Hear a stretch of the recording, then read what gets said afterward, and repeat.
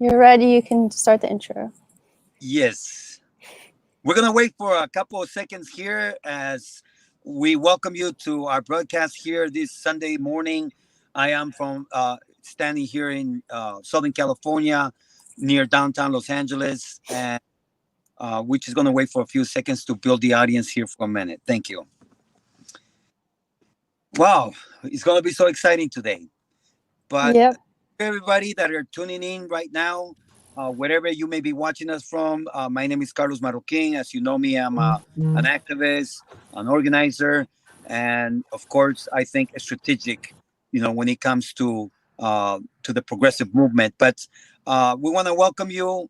There's a lot of things that are happening right now across the United States. We have a full-blown crisis with the pandemic, and we have many issues affecting your lives, my communities, your communities.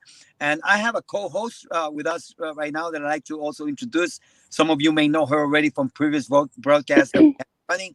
Margot Paez, a friend of mine. Margaret? Thank you, Carlos. Hi, everyone. I'm Margot. I have known Carlos for a very long time. We first met at Occupy LA almost 10 years ago when I was doing some embedded reporting there under my old news site called Inside Out News. But these days, now I am working in climate change and water resources. So I'm a PhD candidate at Georgia Tech in Atlanta, Georgia, and I have been living there now for 4 years. Although right now I'm in sunny California in Los Angeles, hiding out here, waiting for the pandemic to end so I can go back. And but while I was there, I had the wonderful pleasure to meet Tamara Johnson-Shealey, who is our special guest today. She ran in the jungle primary, which was a 21 or 22 candidate race. And Tamara came out in the top 6, running on a bold, black, progressive agenda with reparations at the top of the list. And she is such an exciting person. She really understands the working class. She came out of the working class. She owned a nail salon and was a nail technician for many years. And she just recently graduated from Emory University with a Juris Master's. Is that right? Did I say that right, Tamara? And she did that all while raising her 2 boys and running a race. So this is amazing. She's an amazing woman. So as you can tell, I'm very, very excited to talk with her. So Carlos, are we ready to get started, or do you want to wait a little longer? What an introduction. We are so delighted to have Tamara. But yes, Margaret, a lot of stuff that we're going to be covering today. We promise you we're not going to take all your morning, but very important issues and very important guests that we have with us. Welcome, Tamara. Oh, Tamara, you're muted. Okay, thank you and good morning. I was making sure I was sharing the broadcast in as many spaces as I could during your introduction. Thank you, Carlos, for having me. Thank you, Miss Margot. You know I love you, girl. I love you too. Thank you for doing this today, Tamara. Yes, ma'am, absolutely.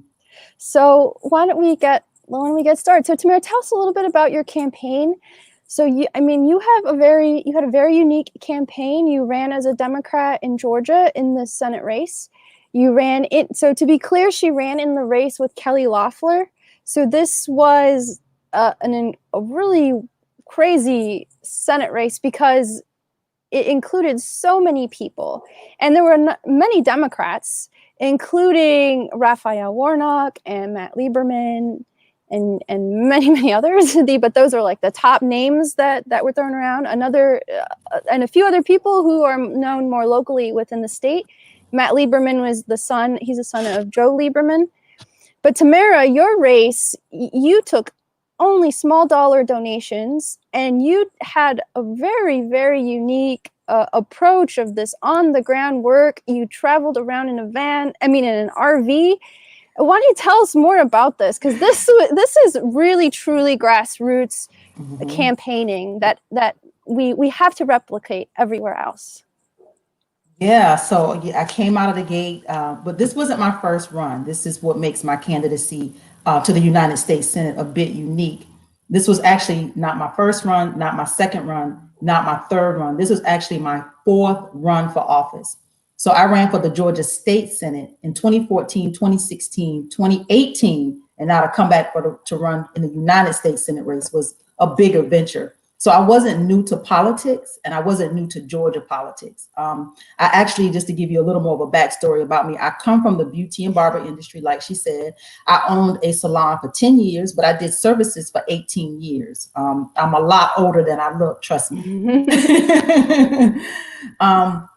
But in my industry is where I got the fuel. This is where my zeal for politics came from. It came from watching the demise of the beauty and barber industry. I started seeing things that didn't make any sense to me as a licensed professional, didn't make sense to me as a business owner. So I started going to my state board meetings, which led me to start paying attention to not just the local politics in Georgia with my industry, but national politics. And it just kept getting bigger and bigger. And I realized how the air we breathe, the water we drink, the hair on our heads, the nails on our fingertips, everything is freaking political. Everything is political. So that made me get so involved. I got so involved with my industry politically. Went to Capitol Hill, advocated on Capitol Hill 2 years, 2012 and 2013. Came back and ran in 2014 because I saw that unless you get inside of this process, I mean, we as activists and advocates, we can yell and scream and march and protest and do everything. But until we have people on the inside that hear us and understand us and will fight for us, it's really hard to get a whole lot done. So that's where I came from. And that's what led me into politics. I know that was a long answer, and I don't even think I answered you all the way. It's so much to tell you. Tell me where to stop. I don't want to take over and say too much. Everything you have to say, because the fact of the matter is that we have a lot of candidates that are rising up now. We have people, your regular, persons, your workers that are rising up because they feel so left behind and are saying, you know what, I got to get involved, and that is the correct thing to do. You could complain about politics all you want to, but if you don't get involved, then, pretty much you're not doing anything. And you're right. You got to get involved. Mm-hmm. And you got to get in, and you have to get inside. And we have to have progressive candidates that get inside of this and really kind of shake things up. I was about to use a harsher word, but we have to shake things up, and we have to pull them in our direction, because they're not going to do it if we don't demand that they do things differently. I'm a strong believer that we have to work in the inside. We have to know who the players are. We have to know the system. We have to know the system they set up. Uh-oh. Carlos, your audio cut out. Uh-oh. I didn't think Carlos, your audio. Okay, here we go again. Oh, there you go. Okay. Yeah. So we have to get involved, and that's the only way to be able to solve it. I had a phone call coming in, so I apologize. I am in my car, as you can see. I'm in downtown LA. So, but anyways, yes, all those things are relevant.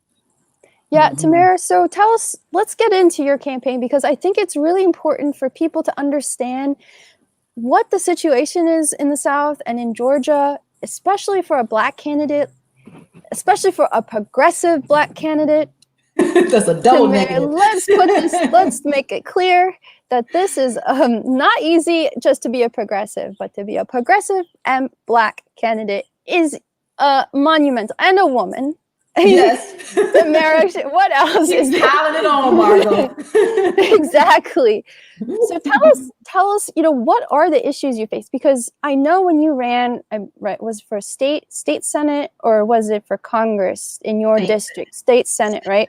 You ran for state Senate, and there was a primary one of your last primary, and the Democratic Party decided to put in a white woman candidate against you after you had built up all this reputation and momentum.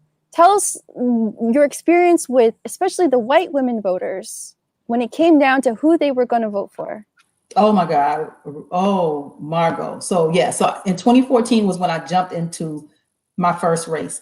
Ran against, he was a staunch Republican, Senator Fran Miller. It seemed like everybody in the Georgia legislature was afraid of this man. Why? I don't know, because I was never scared of him. So nobody would run against him. Even Republicans that had ran against him prior, they could get no more than 20 some odd percent against this man. I came out of the gate 2014. I did have a primary, won the primary, and that gave me a lot of like momentum. It really kind of fueled me going into that general election. I knew this was an uphill battle, and I knew I was going to have to stick and stay in this race. Got to the general election against Senator Fran Miller and got 37%. Now, mind you, I lost, but I felt very accomplished because, like I said, not even Republicans could get more than 20 some odd percent against this man. So 37% first time out the gate, no money, no name candidate, felt really doggone good. Came back in 2016, did not have a primary, but got to the general and got 43.8% against this man. Now, I knew my third run, I knew the district knew, Georgia, those in Georgia politics knew this was going to be a winnable race in 2018. Now we got a real race in play here to get rid of this senator, this staunch Republican. I get to 2018. That's when the bottom fell out. A white woman gets in the race against me. She was put in this race by operatives. I won't say the party per se, but operatives inside of the party. She's in this race against me. And this district, because it's predominantly white, they felt like she was more electable because she looks like the district. Now, mind you, my little brown face had run this race 3 times now. Y'all know me. I was hopeful that y'all would continue to support me, and that did not happen because I had people that love me enough to pull me aside and say, Tamara, I hear the conversations that are going on in this district. They're not going to vote for you over this white woman. The white people in this district are not going to do it. So race was the factor in my race in 2018. It was a race. It was black woman against white woman. And that's literally all it was. Not that she was more qualified, but they felt she was more electable because she looked like the district. So she ended up beating me in the primary, but goes on to ride Stacey Abrams' coattail in the general election. Now, Stacey Abrams, all of you know who she is, ran for governor here in Georgia, really mobilized black voters. So this white candidate did not have to do anything but just hold on to Stacey's coattail, not have an agenda specific to all her constituency. Just have just hold on to Stacey's coattail and ride into this race and win. And she did. Now, Stacey lost in that general, but Sally Harrell, who was the sitting legislator, she won. So I was really, it really bothered me that my race was a race. But I know this is Georgia. Like you say, being progressive, being black in Georgia is, this is different for Georgia politics to see this many people of persons of color, black people, people of Latino, anybody rising up in Georgia is very, very different here. Very different. And Georgia's still trying to figure it out. They don't really know what progressive really means, particularly our black voters, our Latino voters. We still have to talk. We still got to educate our voters here on what it means to be progressive and what that means to them. So there's a lot of groundwork that needs to be done here, Carlos, a lot. And it's happening because we are seeing the kind of attention that the people are getting from the ground now. Politics have changed since COVID-19. People for a long time we've been shut out and we being ignored, but now some of the tools that we have, we are really good at it. For example, social media. These are the things that a lot of the establishment rejected for many years. We pretty much are really good at this. And this is why I always tell progressives and people that love to fight for issues is we have the upper hand right now. We've been on social media. We've been fighting in there. We've been knocking on doors. We've been doing all those things. So I think that now, Tamara, with the experience that you have had over the years, you're a general in the movement. Well, I'll take that. Thank you. That's an honor. Elected official here, but we are movers and shakers of our city, and you got to see yourself like that. And this is one of the problems that progressive have. We always look to someone else. We the answer. We are the answer. Our brothers and sisters, black, brown, Asian, we all got to come together, and that's how we win. That's how they are scared of us when we do these things the way that the money cannot buy. and that's what you have. And I like to commend you for being so courage to, not giving up. But I see you, the little time that we got to spend right now, I see you as someone of strength, of power, of dignity, of someone that understands that this is more than just one battle. We're gonna win the war. We gotta fight many battles, and we're on our way. Yeah, yeah. We got to stick and stay, and we got to stick and stay together, Carlos. So that's why I'm so delighted to meet you. Thank you, Margot, for putting this interview together. I was trying to save my Sundays, but Carlos, I just want to thank you for the opportunity to talk about this out loud, because this is how we win. This is how we win. Yep, exactly. Thank you for giving us your Sunday. So we have a few more things we want to talk about, Tamara, though, before we let you go back to your nice, relaxed day of your part of your weekend, what's left of it anyway.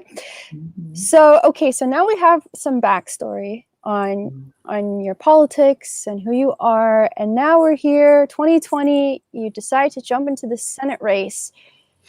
Tell us a little bit about your strategy, because one of my missions is to really try to show people, everyday people, that they can run for office. You don't have to have any special qualifications. You don't have to be a genius. You don't have to understand every minutia of politics, because there are so many stupid people in Congress as it is, right? Our viewers are already smarter than those people. So, intelligence and an education is not really what makes a good politician.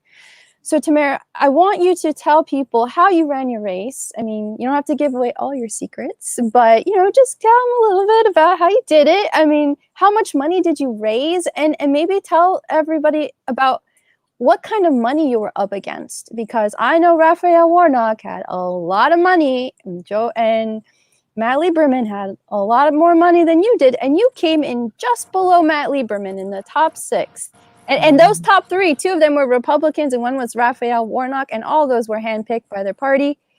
And Matt Lieberman was the son of the Senator Joe Lieberman, so he had all this name recognition. Deborah Jackson, I believe she also had name recognition. She was a mayor of a city in Georgia, I believe. So you did something special. So tell us what you did. So I don't believe that I decided to run, because trust me, this 4th run, this was between me and God.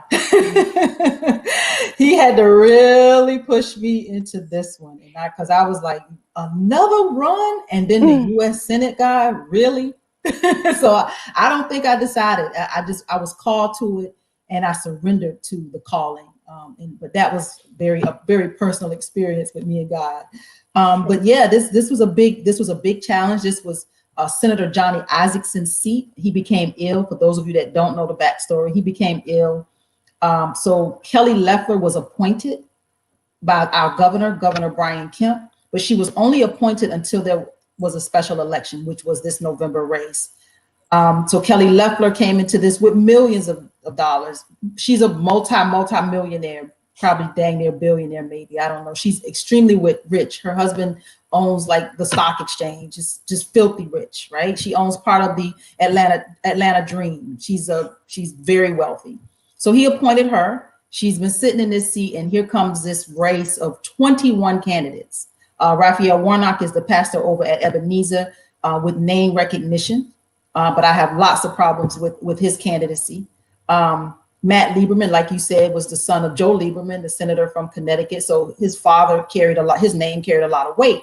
So these are a lot of heavy hitters in this race. So for me and the other candidates that got into this race, I did come in 6th. Of course, Raphael and Kelly and Doug Collins, who was a sitting congressman, he came in, he was in this race as well. So the top 3, Kelly Loeffler, Doug Collins, Raphael Warnock, like I said, had millions of dollars.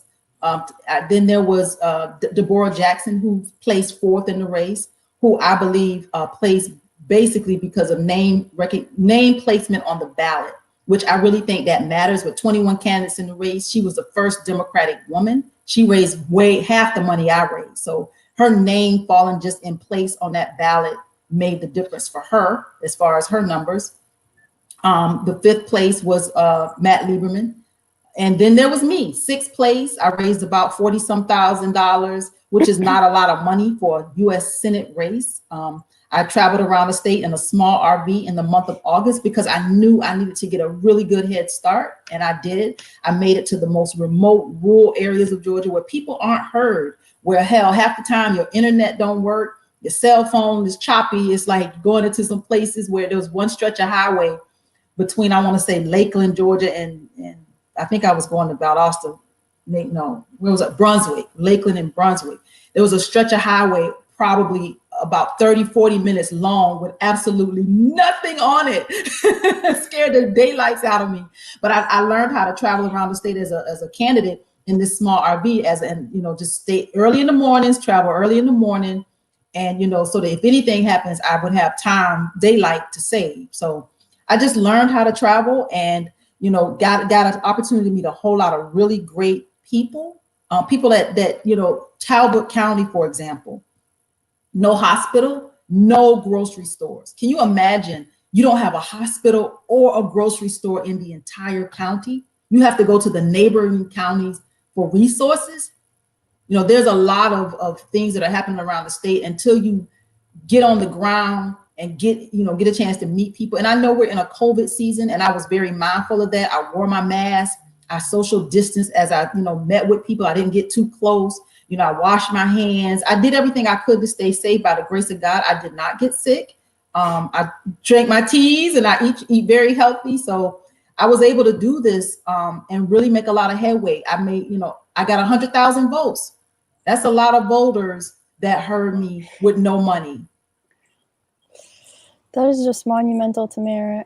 And you had a lot of volunteers too who were going around and talking to people.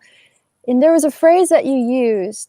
What's the phrase? It's like this, like person to person, but it was a special phrase. It's like I'm country, Margot, so I could have said anything. It was like what was it? It was like foot to mouth, but it was like a mouth to person type thing. I don't remember, but it was a phrase you told me. Okay, well, it was a great phrase. It was like a great country South phrase, and I don't remember it.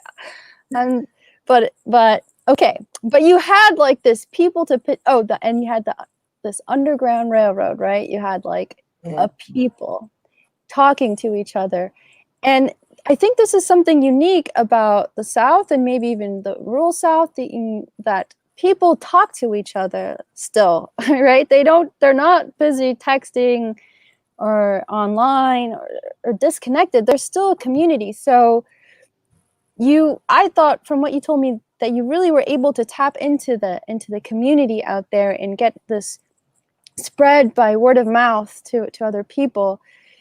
Do you think? I reply? Yeah. Can I reply? Because I want to answer your question, but I want to reply to comments. She says, how are we getting progressive candidates elected at all levels of government? Traveling is nice, but not exactly what I call a strategy. And it absolutely is a strategy in the South, because you have the South does not have access to the internet. We are not on social media. The further and deeper you go into the South, particularly right here in Georgia, people are not on the internet. They're sitting on their porches, they're talking, they're having conversations. And I really did have a true underground railroad where I knew people who was talking to other people and talking to other people. We truly had that was a strategy. And it may be antiquated to some people in this age of technology, but I can tell you in the South, that is how it works. And it still works really, really well. I go back to the age, I'm old enough to remember when there was no cell phones. I started my business when, we didn't have social media that could drive traffic to your business. I didn't have that. So I know how to take a business card and work a grocery store and talk to people and build a business. So I know how to win a race by walking down in any community and handing somebody my card and talking about the issues. Grassroots still works, and grassroots is still effective. But honestly, I would say most effective, even more effective. As great as social media is, nothing can compare to grassroots campaigning. Nothing. Exactly. And Tamara, I think, and to Linda's question, actually traveling around and going door to door and speaking to people is how progressives are winning across the country. Because, for example, like Cori Bush's campaign, she did a lot of that. There were other small or lesser known candidates over this last cycle who were going to the projects, who were going to places where people never see a politician, and they were just talking to them. Those were the first places they went to. So it is, especially if you're running a statewide race, you do need to travel, because that is really the way you're going to meet people. And people, I think, really respond when a politician comes and knocks on their door, or comes to their event, to their farmer's market, stands outside of their grocery store or whatever, and says, hey, I'm running. I want to hear from you. I want to know what your problems are. And I think, Tamara, you did that in your race. You, one of the things that we talked a lot about was that you really just wanted to listen. You wanted to be there and listen to people. And I think that is a winning strategy for progressives, because the establishment Democrats, they don't listen. They don't show up. And I got to add a little bit to that, because the fact of the matter is that politicians don't come out of their offices until it's election time.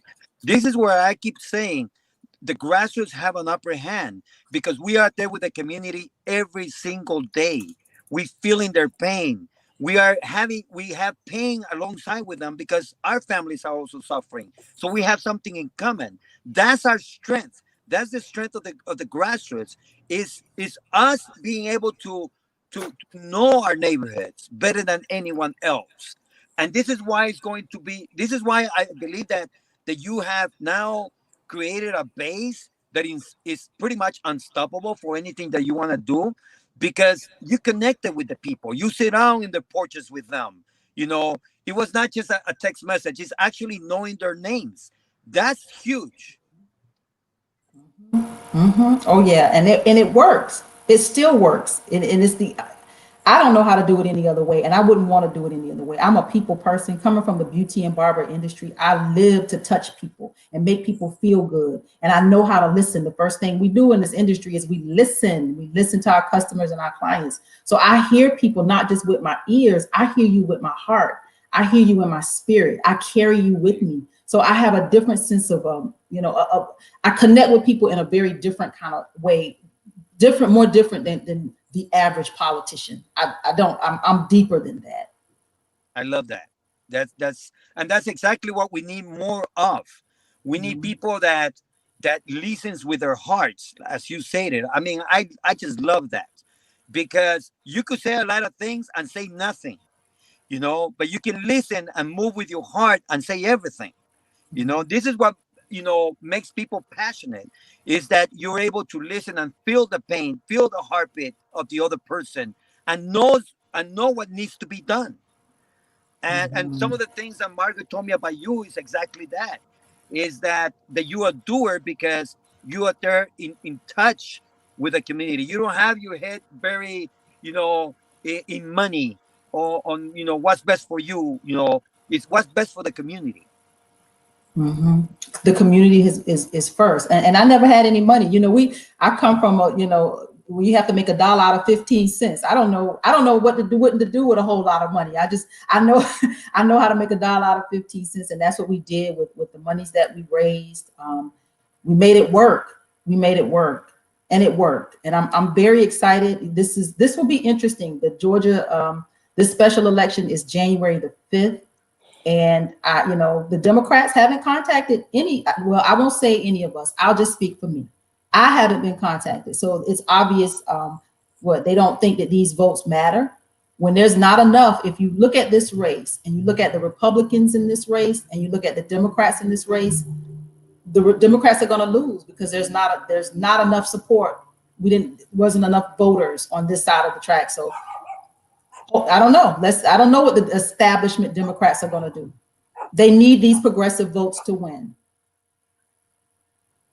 Yes, you're right, Tamara. So let's talk a little bit more about that. I also want you to hear a little bit more about your platform, because it's unique compared to everybody else who's in this race, including Raphael Warnock, who is now in this runoff, and John Ossoff, who's in the other Senate race. But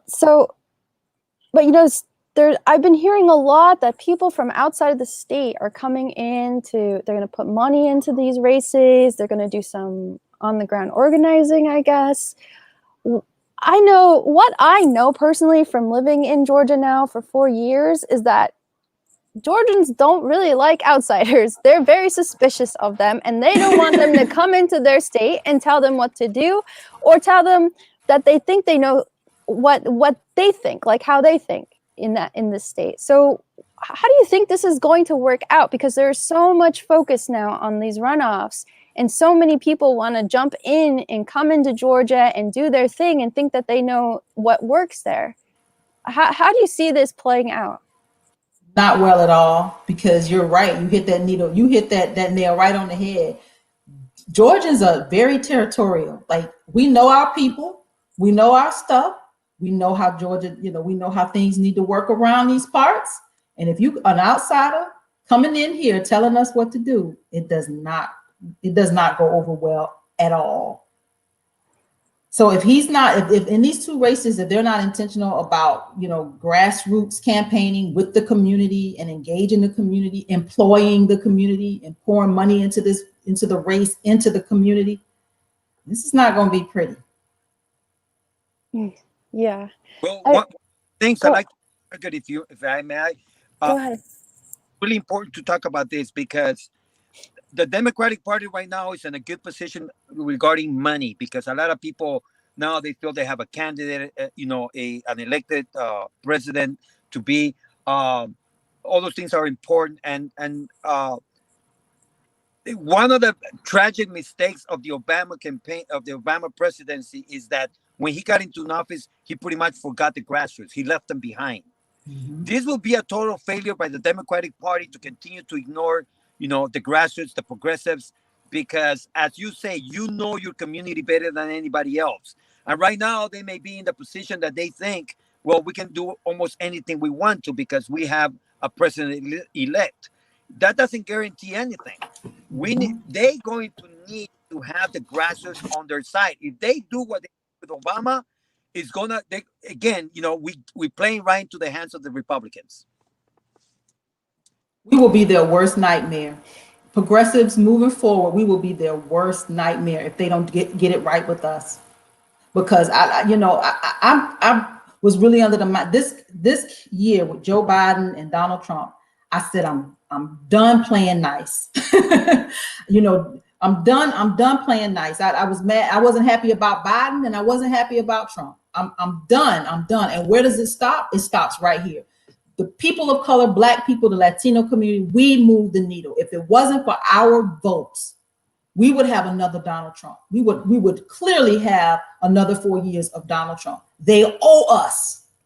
The Democratic Party owes us, and we coming to get our check. So, Margot, do you want to talk about reparations? Yes, Tamara, I do. Let's get on this. Let's talk about your bold agenda, your Black agenda. What does it mean? What does it mean for Black people, and what does it mean for the nation as a whole to have a platform like this make it into Congress?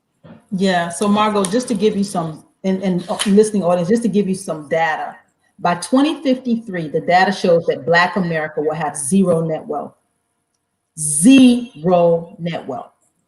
We are 13% of the population, and we only have 2.6% of this nation's wealth. That's concentrated wealth. Entertainers, athletes. The rest of Black America is broke and broken. So we are at a place where we have to be very specific in our ask.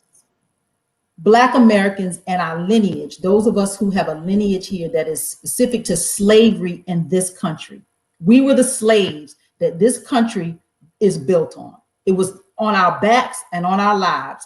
Black people who have a lineage here in this country, not just Black in color, in skin color, but Black knowing that your lineage is right here in America. It stems from slavery to Black codes, Jim Crow, convict leasing, no New Deal, no GI Bill, redlining, war on drugs, mass incarceration. We have to be, our ask is very specific. There's generation after generation of injustices that have been done to us. which is contributed to where we are and where we will end up as a permanent bottom caste in this country. So Black Americans who have a lineage, those of us who are specific, our lineage is specific to slavery in this country. He says, stop wasting money on centers like the Senate in Georgia, support progressives and communities. I agree. I agree. Those of us who have a specific lineage and we know we are descendants of chattel slavery in this country have a specific ask, and that is reparations, the repair, the redress. We are a broken people. So my candidacy had a very bold agenda, and I talked very specifically about reparations. Reparations, there's a study already in Congress. John Conyers, before he passed, had been introducing this bill since the 80s. Sheila Jackson Lee now carries this bill over in the House. This bill has been introduced in the House to study so that we can get reparations, right? My agenda was a little different. My agenda is about creating the federal agency that would house the repair, that would house our reparations. Like we have the Veterans Administration, we will have the Reparations Administration. I wanted to create the infrastructure that would house our repair. So that was my bold agenda. And that is what I was pushing with my candidacy to the United States Senate. And let's be clear that Tamara ran on this agenda in Georgia, the home of the KKK, right? and she broke 100,000 votes in a race with 21 people with millions of dollars going into the top 3 candidates' bank accounts, I guess, or campaign accounts. This is huge because this means that people are willing to look at this and say, yes, this is what we need. We need this, even in this state here. So this really, I think this should give us a lot of hope and make us feel good about at least some directions that we're going in this country, that reparations is no longer something that is too taboo to talk about, right? You can run a campaign and make this the centerpiece of your platform and do this well in a red state. That's a big deal. Mm-hmm. Well, until we have justice, really in a fair way, the people will continue to struggle.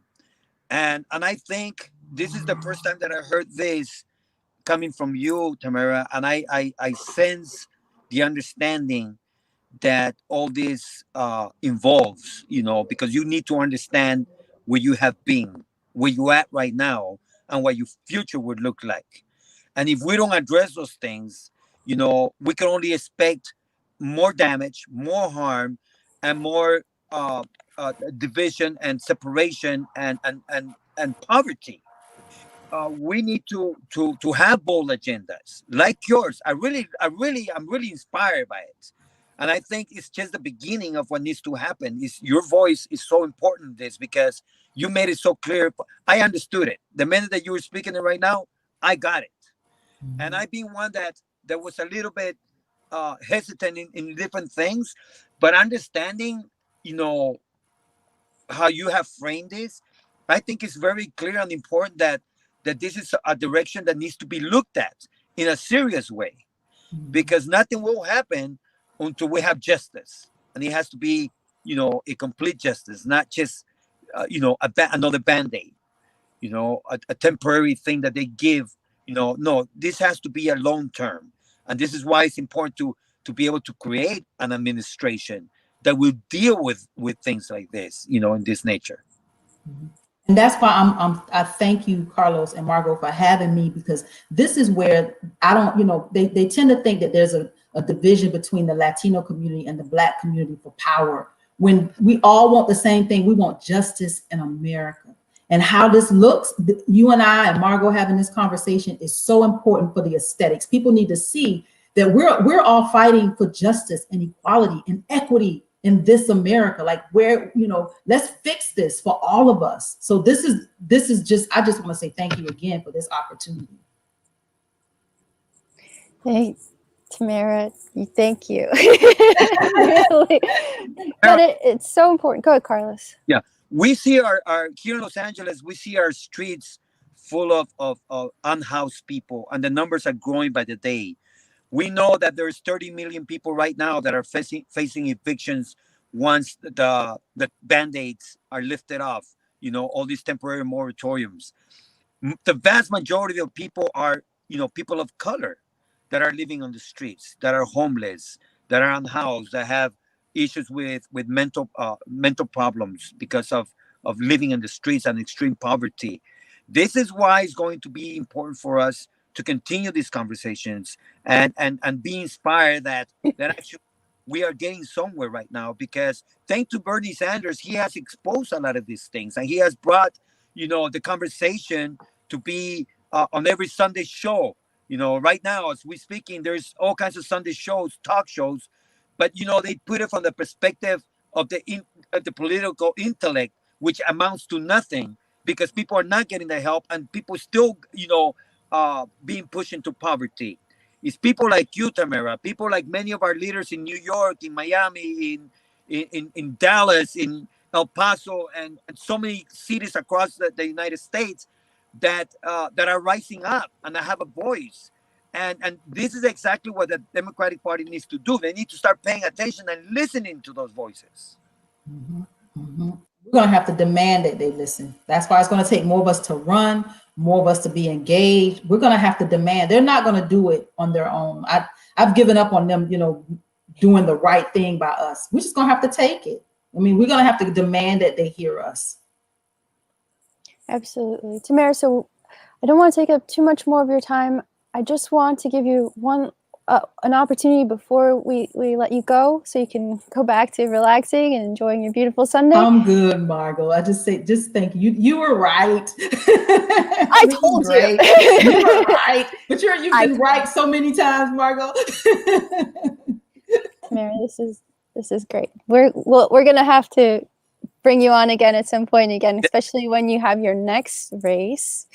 But we'll talk about that when that happens in the near future. But I want you to tell progressives what it is that they're missing out in understanding the Black community, especially in the South, because I think, you know, you endorsed Bernie Sanders, or you were a Bernie Sanders supporter in 2016, but you hesitated this time around.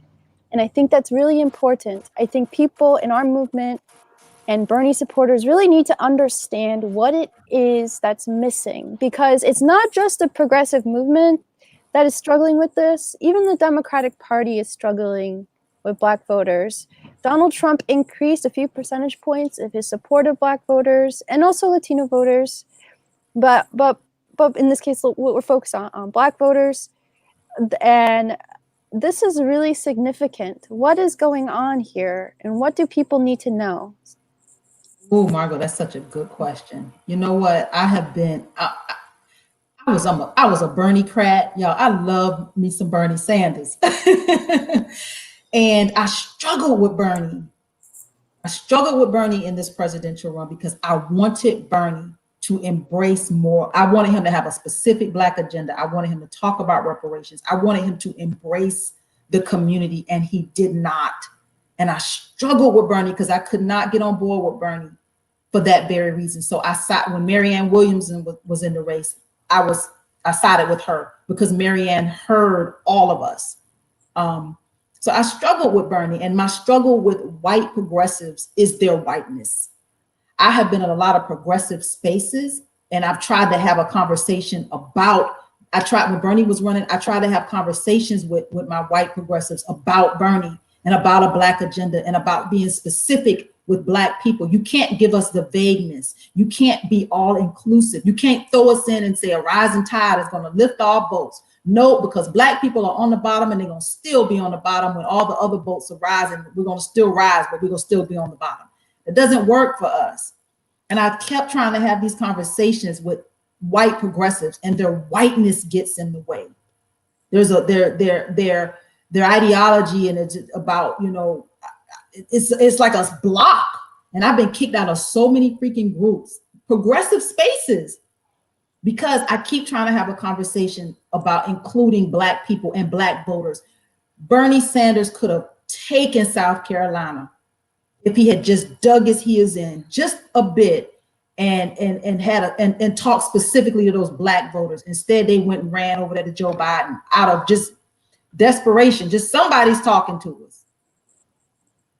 We're missing it, progressives. We're missing it. This progressivism is, include Black people in this and be very specific about the Black agenda and the needs in the Black community. And I'm telling you, this is a whole voting block that you're missing.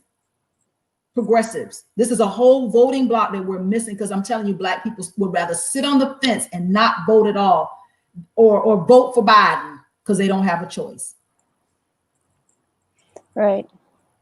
It's really important. And also, I think non-Black progressives, white, Latino, Asian, we really need to understand what the needs are in the Black community, and we need to make those needs also part of our goals, because if we bring up the Black community in this country, we will bring all of us up, because the greatest injustices have been against African Americans and Indigenous people in this country. So we have to bring up these groups.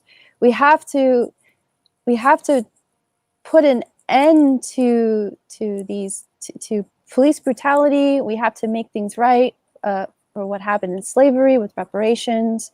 And when we do this, and we can do this within the working class, once we get past this, we really can make good progress, and we can have all the things that we want. But we really have to address this issue, and we have to bring ourselves up from the bottom up. Yes, Tamara, thank you so much for being with us, and definitely we have to have you back. We have to have you back. We need to get updates from you, what's going on over there on the ground, especially heading into these coming up elections for the Senate, but your voice is so important to me personally, because I hear you, but I need to hear you more. and people need to hear you. My friends need to know who you are. And when we do that, then we're starting to move in the right direction. But if we only do this during the election season, and then we neglect everything else, why even do it? We need to stay on. We need to stay connected. As I used to say, let's get Bernie elected. If anything, stay connected. Mm-hmm. Mm-hmm. And I'm going to have you to come on a broadcast. I host a broadcast every Saturday with an older white gentleman, and we talk very candidly about issues here in Georgia and racism, race relations, activism. So I'm definitely going to have you on our broadcast too, so you can shed your light over here, and we can we got you right. We absolutely have to stay connected. Absolutely. And I'm very appreciative for this opportunity. Thank you. Yes, and Tamara's show is on Saturdays. It starts at 11 a.m. Eastern time, and you can find it on YouTube or Facebook. You just have to look up her name, Tamara Johnson-Shealey.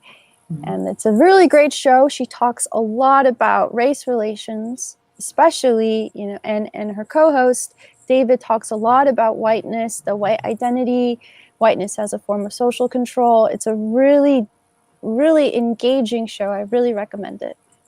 Yeah. Thank you.